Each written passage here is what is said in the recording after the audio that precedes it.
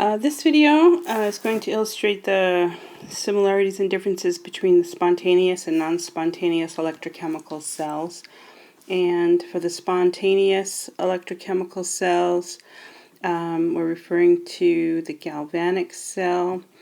And then for the non-spontaneous electrochemical cell, usually you're going to see the word electrolysis in the problem. So that's how you're going to be able to differentiate between them. Alright, we'll go through each one. Calculate the standard electrochemical potential, the value of the standard Gibbs free energy, and the value of the equilibrium constant K for the galvanic cell containing 1 molar solutions of silver nitrate and sodium iodide in a typical setup with salt bridge, inert electrodes, and a voltmeter, similar to what you did in the lab. And then second one, consider the electrolytic reaction. You see electrolysis, electrolytic reaction of aqueous aluminum bromide to form aluminum metal. So it's going to be Al3 plus going to aluminum solid. What are the predicted products and the overall reaction? What is the calculated voltage needed to carry out the electrolysis? Alright, so we'll start with A for the spontaneous reaction for the galvanic cell. And we're going to draw pictures of the two cells that will be isolated, the half reactions. One will be for silver, the other one will be for iodide, and we'll consider the flow of the electrons through the cell. Okay, so we have silver and iodide, and we want to consider the standard reduction potential table. And so the silver starts out as silver plus, and so this will be the reduction half reaction that we're going to consider. Starts out silver nitrate, so it's in the form of silver plus, and then we have sodium iodide, so we want to look for the iodide as the other half of it. Let me look again. Yes, the other half of it will be here. And notice that the iodide is on the right hand side, so we're going to have to flip that. It'll be iodide forms iodine plus 2 electrons, and when we flip that for oxidation half reaction, then we're going to make the 0.54 negative 0.54.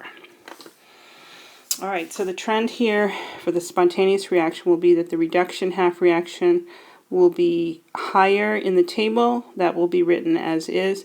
The oxidation half reaction will be written will be found lower in the table, and we have to flip it, and we're going to flip the sign of it as well.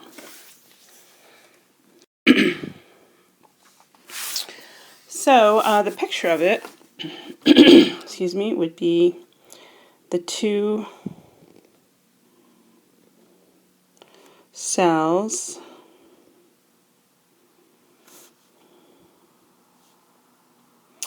one of them would be containing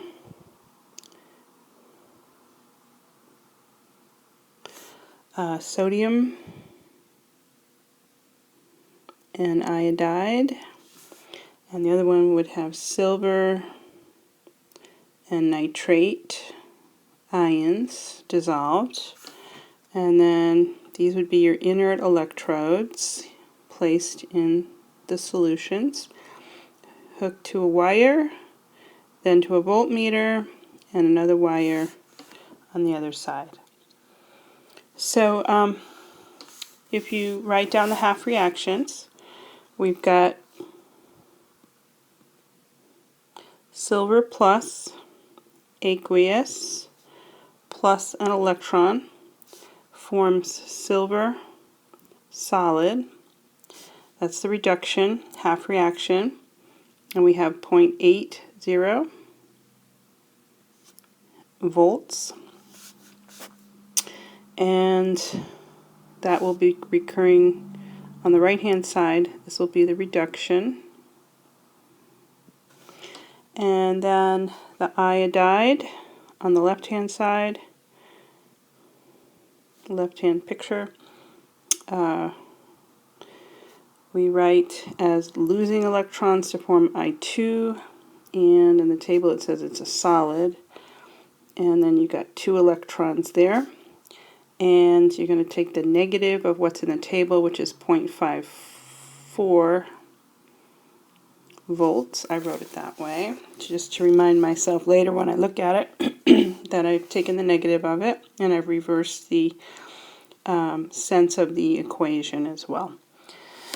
So if I were going to add these together, I would have to multiply this first equation times 2 for the stoichiometry balance.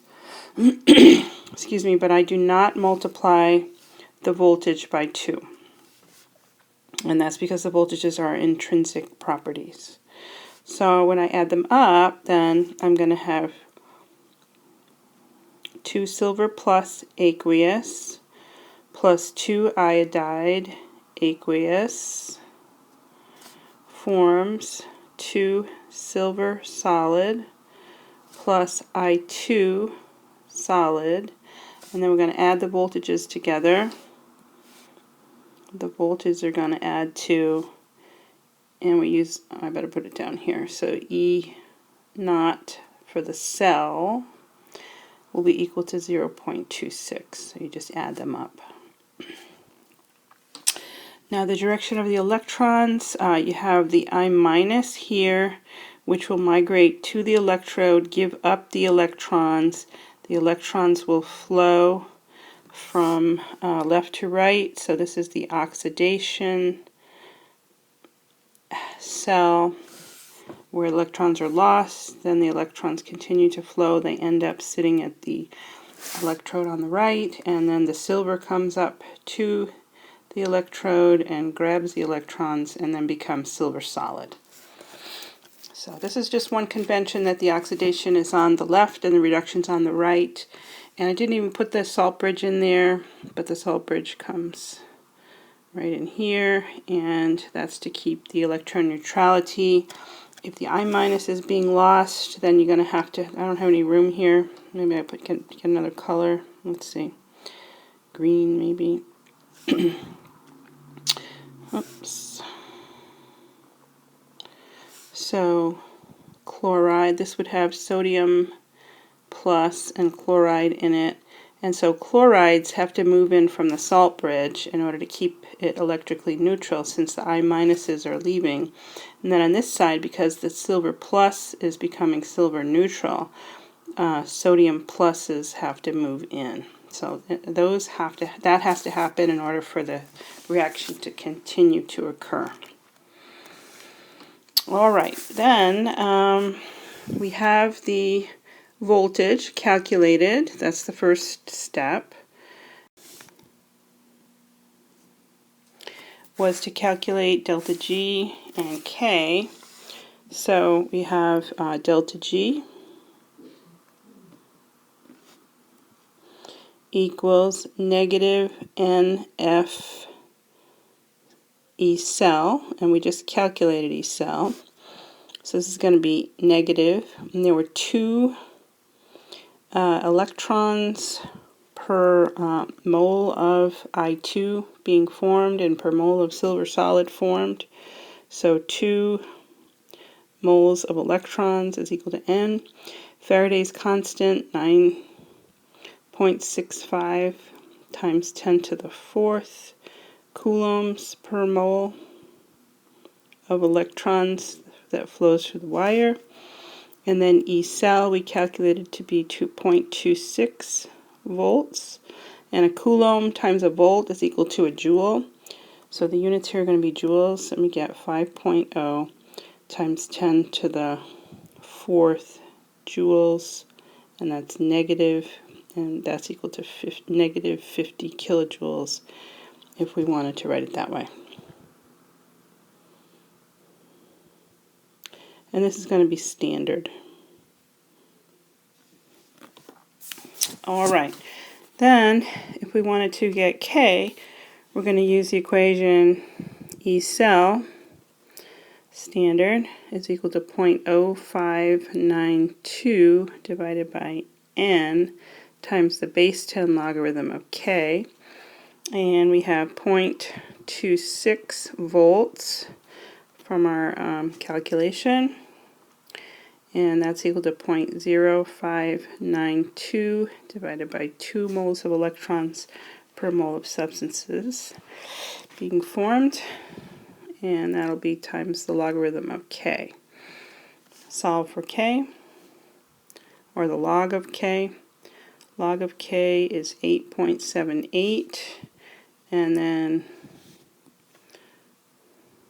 finally we solve for K by taking the inverse log. We get 6.08 times 10 to the 8. Alright, so we've got several things that we've calculated here, and if we make a list, we have E cell is 0.26 volts, that's positive. We have delta G standard is negative 50 kilojoules, and then we have the equilibrium constant is 6.08 times 10 to the 8, and this is all consistent. So for a spontaneous reaction, the E cell is going to be positive. For a spontaneous reaction, delta G is going to be negative, and for a spontaneous reaction, you're going to have it very product favored, and the magnitude of K should be large. So this looks good for just a spontaneous reaction. One more point to make here is that if not standard state, so if not in the standard state, which is 1 molar solutions, and also the temperature. Let's assume that the temperature here is gotta check that, I believe it's 298 Kelvin.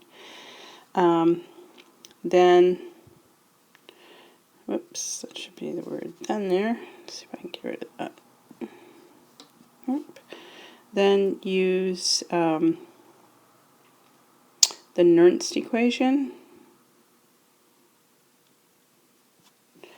which is E non-standard is equal to E standard, which is what we just calculated, and then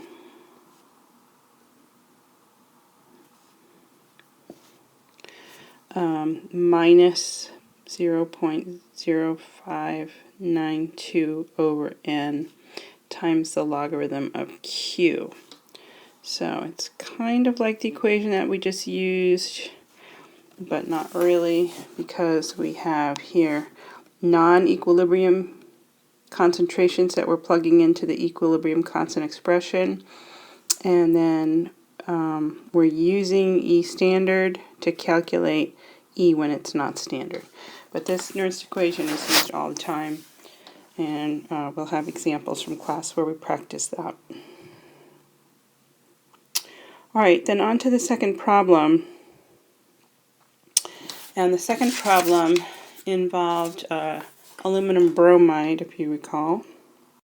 And so it was an aqueous solution of aluminum bromide.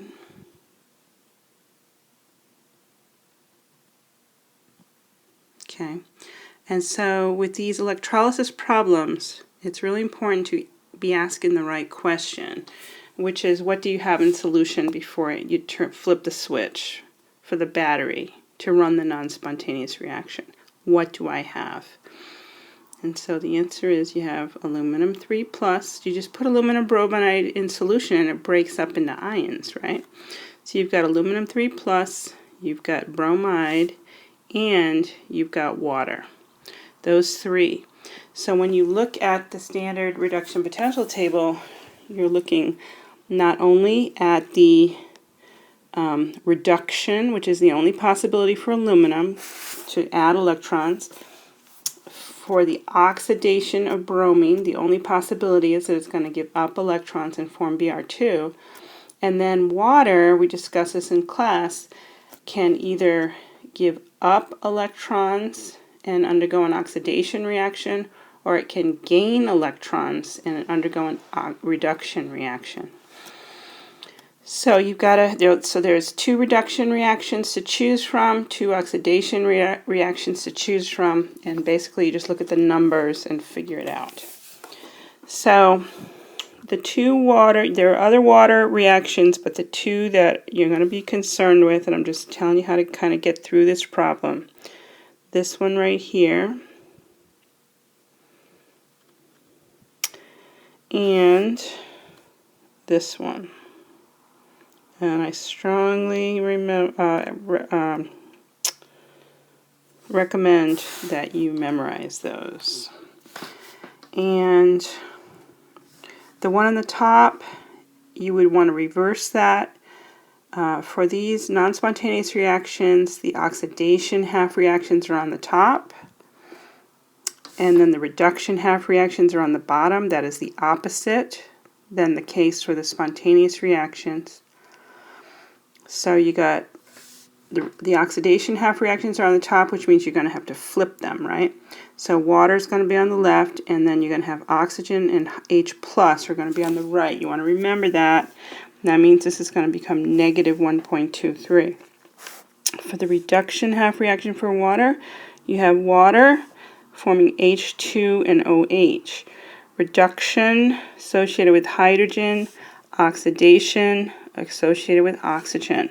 That is very good information for you to remember. All right, so that's what happens with water. Don't worry about the other water reactions. Okay, then the other oxidation half reaction is going to be the one where aluminum, where is it here?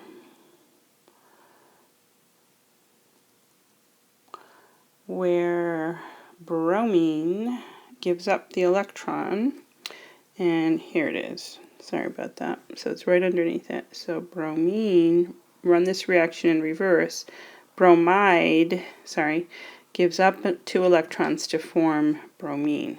So bromide gives up 2 electrons to form bromine liquid, and then you've got 1.06, which will become negative 1.06. So these 2 are going to be the oxidation half reactions. Then the aluminum is down below, and the aluminum one is here. Okay, so it turns out to be just underneath the water. I just picked those by coincidence to be right next to the water ones. All right, so these will be running in the direction as written. So you've got aluminum 3 picks up 3 electrons in the reduction half reaction to form aluminum solid, so you're going to keep this negative 1.66. So these are the 2 reduction half reactions that you have to choose from. And the only other part to worry about is just the fact that these are going to become negative values. These are going to stay negative values. And then when you choose, you're just going to choose the more positive ones out of each set, and that will give you the correct answer. All right, so let's go ahead and write this down on the next slide. And you'll have some details for this. So for the reduction,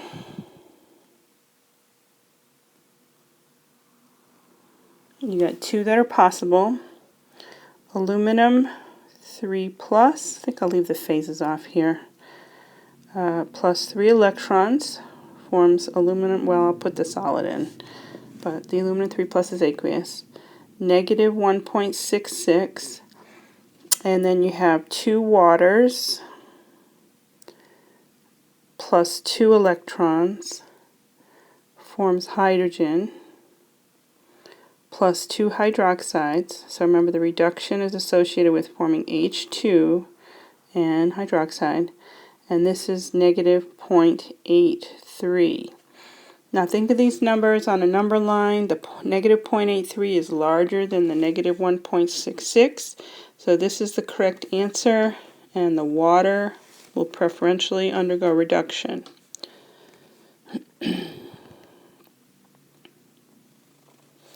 Then you've got the oxidation half reactions that you're going to choose from as well. So you have 2 bromides forming bromine liquid plus 2 electrons. So this is already written in reverse, and you put a negative in over the outside the parentheses, 1.06, and then the other one is water forming O2 plus 4H plus 4 electrons, and that is negative 1.23. Alright, again, think of the number line, and you'll realize that negative 1.06 is a larger number than negative 1.23. So in both cases you're picking the larger number, and that'll tell you what the reactions are. Alright, so both chosen have 2 electrons, which means we don't have to worry about the coefficients. But if we did have to worry about the coefficients, we would be changing them in the reaction, but not in the voltages, as was the case in the last problem. Alright, so now we're just going to add them up. We've got 2 waters plus 2 electrons forms H2 plus 2OH minus negative 0.83, and then 2 Br minus forms Br2 plus 2 electrons, and that is negative 1.06, and then add them up. So you got 2 bromide plus 2 waters forms bromine plus hydrogen, and again I left off the phases, you should not do that, plus 2 hydroxide, and you're going to add the voltages up. You get negative 1.89 for E cell, and as expected you have a negative voltage. That's going to be in the case of the non-spontaneous reaction. These electrolytic cells are based on the idea that it's a non-spontaneous reaction. You have to have a battery as part of the cell to run the non-spontaneous reaction. So you would expect to have negative voltage. So that's the end of that.